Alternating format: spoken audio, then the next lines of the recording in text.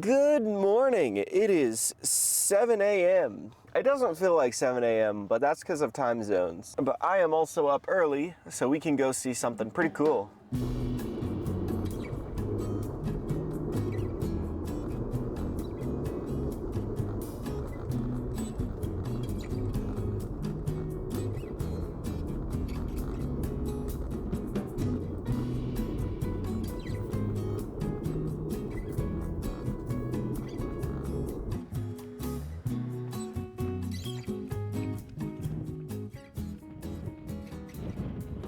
Welcome to Barringer Crater. This is one of the largest and most well-preserved meteor craters on the entire planet, and it is awesome. I don't think the camera does this justice. It is massive. It struck a few million years ago, but because this place is basically just a desert, it has managed to survive almost perfectly intact the entire time. Oh my, there's a literal dust devil, that you can very easily, it's literally like right behind the camera.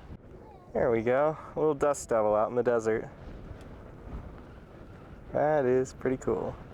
I think one of the coolest things about Barringer Crater isn't necessarily the crater itself, but the story behind it and how people figured out that it was actually a meteor crater. When people first came across it, they wrote it off as just volcanic activity caused by a steam vent or something like that. The only problem is there wasn't really much to back it up. The guy that this crater is named after, Barringer, he thought that there might actually be another explanation for this, and that was that it was a meteor impact. You see, after it was found, people started finding chunks of iron around it. And at that time, iron was in very high demand because it was the 1800s and they were building the railroads out. So they needed a lot of iron to build a lot of railroads. So Barringer bought up the crater thinking he could find the source of the iron. Barringer ended up spending around 20 years and $500,000 in the 1980s searching for the source of this iron.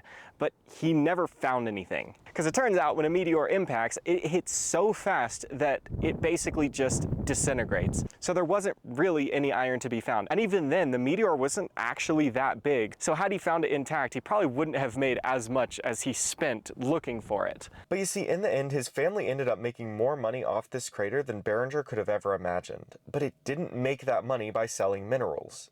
It made it by selling tickets. Tickets to people like me and countless others who wanted to see what a meteor crater looks like. It's a tourist stop, and a really good one at that. One of the best preserved craters of all time, a true marvel of nature, and one of the only ones of its scale on Earth. Barringer never did find his iron, but he never needed to. He was one of the few people at the time who knew that this was actually a meteor impact crater. If only he had known then just how valuable that fact would turn out to be. And I think we can all learn something from Barringer. You aren't always going to get what you expect, but who's to say what you do get is any worse? So always be open to new possibilities. All right, well that was Barringer Crater. I hope you enjoyed the video. Be sure to subscribe for daily uploads, and I'll see you tomorrow.